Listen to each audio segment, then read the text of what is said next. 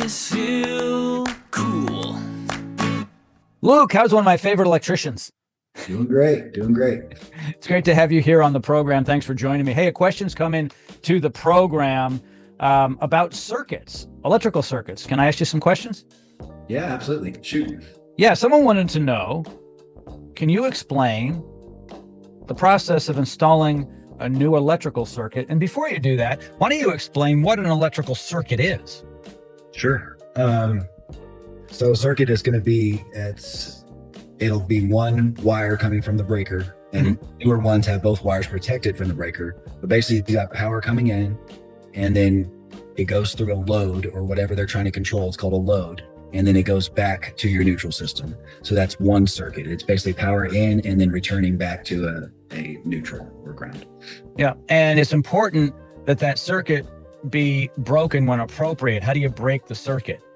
Sure. So there's convenience ones, like if it's a lights, you don't want to have to turn off a circuit breaker to turn off your lights in your living room. So we'll have switches, and they basically just turn it off and on. For like AC units, there'll be disconnects where someone is working. They'll be able to safely, like where they're working at, they can see the disconnect, they pull the power there. So that's one way of breaking it. And then at the breaker panel itself, that does a little bit more. It actually protects the wiring, the amperage of it. And so if it gets too hot or it goes too much, pulls too much power and it's the potential of getting hot, it'll break it that way. So a circuit breaker. Yeah.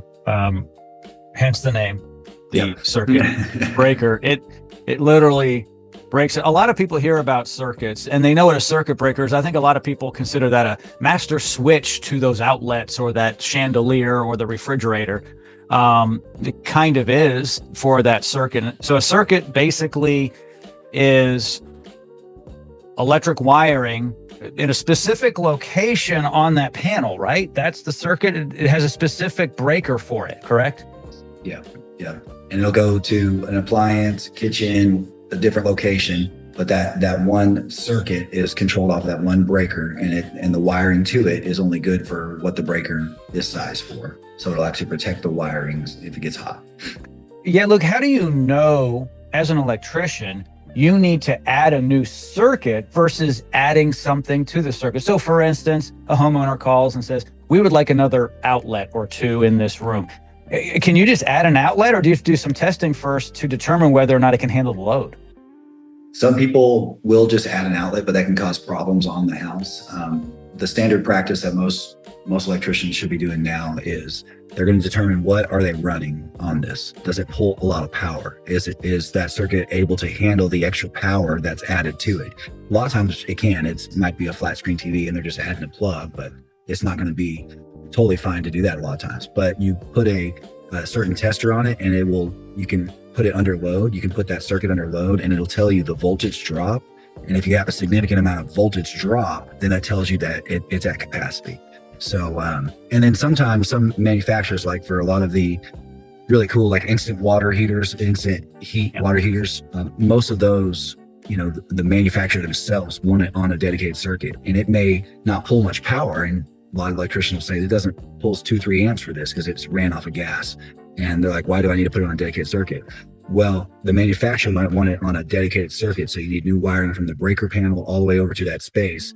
And their reasoning is they don't want other interference messing up the electronics.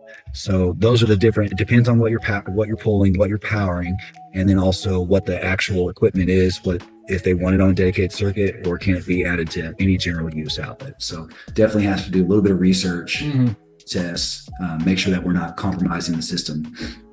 Yeah, if you're going to be plugging in a toaster oven or a blender, that's going to draw a lot, and that may be too much.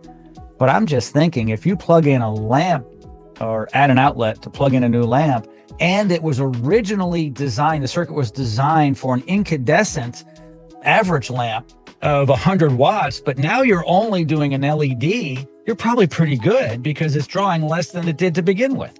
Yeah, totally agree. And it really depends on what you're trying to run and what you're trying to power.